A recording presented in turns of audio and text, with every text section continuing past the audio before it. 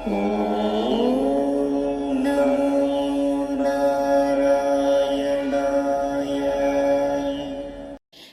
நமஸ்காரம். இன்னைக்கு நம்ம தசகம் 29ல 6ல இருந்து 10 வரைக்கும் இருக்கக்கூடிய ஸ்லோகங்கள் கத்துக்க போறோம். போன வீடியோல நம்ம என்ன பார்த்தோம் அப்படின்னா, தேவர்களோட வரிசையில அமிர்தம் கொடுத்துட்டு இருக்கிற போது 2 அசுரர்கள் தெரியாம உட்கார்ந்துட்டா பெருமாள் அவளுக்கு என்ன தண்டனை கொடுத்தார் அது வரைக்கும் நம்ம பார்த்தோம். இப்போ 6வது ஸ்லோகத்துல உன்கிட்ட இருந்த அந்த அமுத கலசத்தை கைப்பற்றினதுக்காக பகைவர்களா இருக்கக்கூடிய அசுரர்களுக்கு தக்க தண்டனையை கொடுத்துட்டு நீ அந்த இடத்துல இருந்து மறைஞ்சு போயிட்ட அப்படின்னு சொல்றான். அப்போ அந்த அசுரர்களுக்கு இன்னும் கோபம் அவ விரும்பின அமிர்தமும் கிடைக்கல, மோகினியும் தனக்கு கிடைக்கல அப்படிங்கிறதுக்காக திருப்பி தேவர்களோட கூட்டத்தோட அவ சண்டை பண்ண ஆரம்பிச்சிட்டாளாம். இப்படி ரொம்ப போர் கடுமையா வலுத்த போது தேவர்களுக்கு கூட அவளோட சேர்ந்து சண்டை போட முடியாம மயங்கி விழுந்துட்டா அப்படின்னு சொல்றா. அந்த சமயத்துல திருப்பி அந்த போர்க்களத்துல நீ வந்த, அவளை காப்பாத்தணும்னு நீ வந்த அப்படிங்கிறது 6வது ஸ்லோகம். 7வது ஸ்லோகத்துல அதுக்கப்புறமா நீ காலநேமி, மாலி இந்த மாதிரி இருக்கக்கூடிய எல்லாரையும் நீ கொன்னுட்ட. பகாசுரன், பலி, ஜம்பன், வலன் இவா எல்லாரையும் இந்திரன் தன்னோட வஜ்ராயுதத்தினால அழிச்சிட்டானா. இந்த அசுர கூட்டத்துக்கெல்லாம் தலைவன் பலி இருக்கான். சோ இந்த மாதிரி இருக்கக்கூடிய கூட்டத்தை நீயும் இந்திரனுமா சேர்ந்து அழிச்சிங்க அப்படிங்கிறான். ஆனா ஒருத்தனை மட்டும் அழிக்கவே முடியல. நமுச்சி அப்படின்னு சொல்லக்கூடிய ஒரு அசுரனை மட்டும் அழிக்கவே முடியலையாம். ஏன் அப்படின்னாக்க அவன் ஒரு வரம் வாங்கின்னு வந்திருக்கான். ஈரமான இல்லைன்னா காஞ்சி இருக்கக்கூடிய ஆயுதத்தினால அவனுக்கு மரணம் வரக்கூடாது அப்படின்னு அவன் வரம் வாங்கின்னு வந்திருக்கானா. சோ அதனால இப்ப பெருமாள் என்ன பண்ணாருன்னா, நுரையால, அதாவது நுரையினால அடிச்சு அவன் சம்ஹாரம் பண்ணப்பட்டானா இந்திரனால.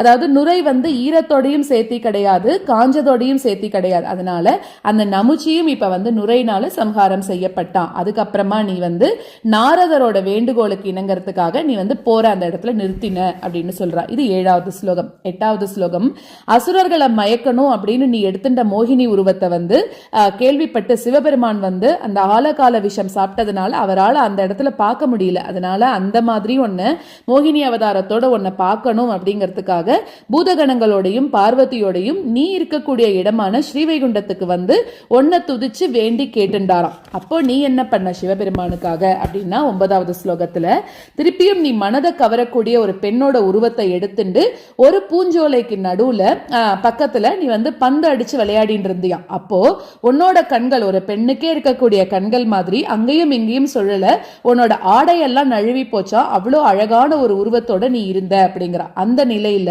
மன்மதனுக்கே பகைவனா இருக்கக்கூடிய சிவபெருமான் என்ன பண்ணாருன்னா, காம விகாரத்தினால மோகினியா இருந்தக்கூடிய ஆற தழுவிண்டாள் அப்படிங்கிறது 9வது ஸ்லோகம். 10வது ஸ்லோகத்துல ஆனா நீ என்ன பண்ணனா, அவனோட பிடியிலிருந்தும் நழுவி நீ ஓடிட்ட அப்படிங்கிறார். அந்த சிவபெருமான் என்ன பண்றாருன்னா, அவருக்கு இருக்கக்கூடிய ஆசை மிகுதினால விடாம தொடர்ந்து தன்னோட வீரியத்தை வெளிப்படுத்தினாராம். அதுக்கப்புறம் உண்மையை தெளிவாக தெரிஞ்சின்றதுக்கு அப்புறம் ஒன்னால மேன்மையுற்றவராக உன்னோட பெருமையை தன்னோட மனைவியா இருக்கக்கூடிய பார்வதி கிட்ட சொல்லி சொல்லி புகழ்ந்தாராம். குருவாயூருக்கு தலைவனா இருக்கக்கூடிய நீதான் என்னையும் எனக்கு வந்திருக்கக்கூடிய நோயிலிருந்து என்ன நீ காக்கணும் அப்படின்னு சொல்லி இந்த தசகத்தை பூர்த்தி பண்றார். நம்ம மேற்கொண்டு ஸ்லோகத்தை கத்துக்கலாம். சுதா ஹரணயோக்ய பலம் பரேஷு தத்வா கதே த்வயி சுரை கலுதே வியகிருஹ்ணன் கோரேத மூர்ச்சதி ரணே பலிதைத்ய மாயா வியாமோஹிதே சுரகனே த்வமிஹா விராசீஹி त्वत्तः सुदाहरणयोग्य पलं परेषु दत्त्वा गते त्वयि सुरै खलु ते व्यगृह्णन् त्वत्तः सुदाहरणयोग्य पलं परेषु दत्त्वा गते त्वयि सुरै खलु ते व्यगृह्णन् घोरेतमूर्छतिरने बलिदैत्यमाया व्यामोहिते सुरगणे त्वमिहा विरासीः घोरेतमूर्छतिरने बलिदैत्य माया व्यामोहिते सुरगणे त्वमिहा विरासीः त्वत्तः सुधाहरणयोग्य पलं परेषु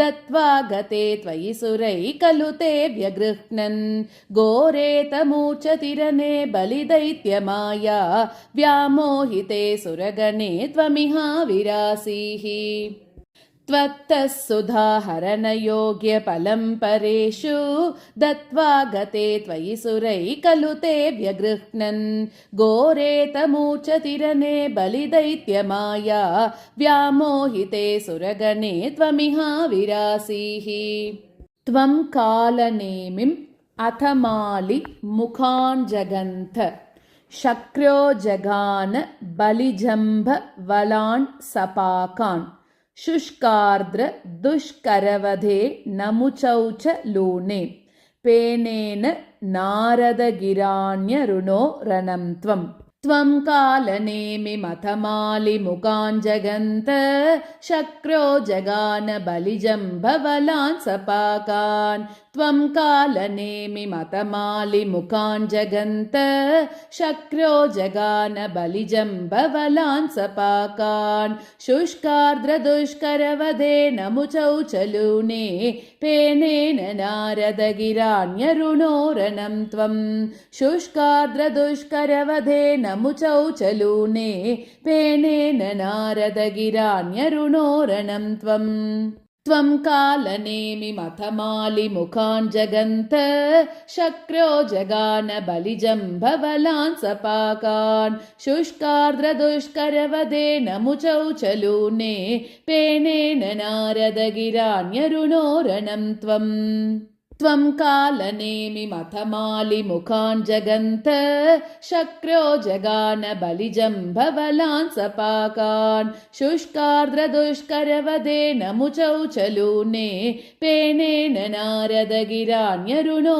रणं त्वम् योषावपुर्दनुजमोहन माहितं ते श्रुत्वा विलोकन कुतूहलवान् महेशः भूतैः समं गिरिजया च गतः पदं ते स्तुत्वा ब्रवीद् अभिमतं त्वमतो तिरोधाः योषावपुर्दनुजमोहनमाहितं ते श्रुत्वा विलोकनकुतूहलवान् महेशः योषावपुर्दनुजमोहनमाहितं ते श्रुत्वा विलोकनकुतूहलवान् महेशः भूतैः समं गिरिजया च गतः पदं ते स्तुत्वा ब्रवीद् अभिमतं त्वमतो तिरोधाः भूतैः समं गिरिजया च गतः पदं ते स्तुत्वा ब्रवीद् अभिमतं त्वमतो तिरोधाः योषावपुर्दनुजमोहनमाहितं ते श्रुत्वा विलोकनकुतूहलवान् महेशः भूतैः समं गिरिजया च गतः पदं ते स्तुत्वा ब्रवीद् अभिमतं त्वमतो तिरोधाः योषावपुर्दनुजमोहनमाहितं ते श्रुत्वा विलोकनकुतूहलवान् महेशः भूतैः समं गिरिजया च गतः पदं ते स्तुत्वा ब्रवीद् अभिमतं त्वमतो तिरोधाः आराम सीमणि च कन्दुक गातलीला लोलायमान नयनां कमनीं मनोज्ञाम् त्वामेष वीक्ष्य विगलद् वसनां मनोभु वेगादनङ्गरिपुरङ्ग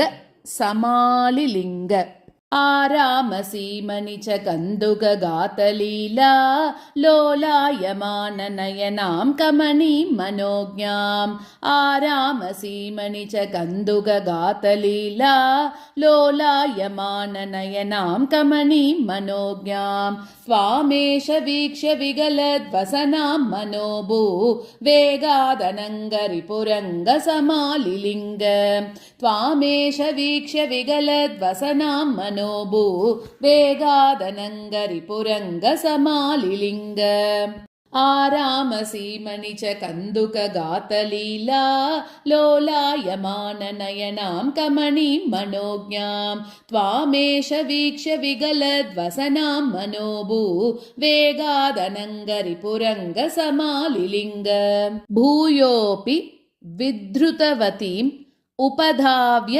देवो वीर्यप्रमोक्ष विकसत् परमार्थबोधः त्वन्मानितस्तव महत्त्वम् उवाच देव्यै तत्तादृशस्त्वमववात निकेतनाथ भूयोऽपि विद्रुतवतीमुपधाव्य देवो वीर्यप्रमोक्षविकसत्परमार्थबोधः भूयोऽपि विद्रुतवतीमुपधाव्य देवो वीर्यप्रमोक्षविकसत्परमार्थबोधः त्वन्मानितस्तव महत्त्वमुवाच देव्यै तत्तादृशस्त्वमववात निकेतनाथ त्वन्मानितस्तव महत्त्वमुवाच देव्यै तत्तादृशस्त्वमववात निकेतनाथ भूयोऽपि विद्रुतवतीमुपधाव्य देवो वीर्यप्रमोक्षविकसत्परमार्थबोधः त्वन्मानितस्तव महत्त्वमुवाच देव्यै तत्तादृशस्त्वमववात निकेतनाथ भूयोऽपि विद्रुतवतीमुपधाव्य देवो वीर्यप्रमोक्षविकसत्परमार्थबोधः त्वन्मानितस्तव महत्त्वमुवाच देव्यै तत्तादृशस्त्वमववात निकेतनाथ नारायण अखिल गुरो भगवन्नमस्ते सर्वत्र गोविन्दनाम संकीर्तनं गोविन्द गोविन्द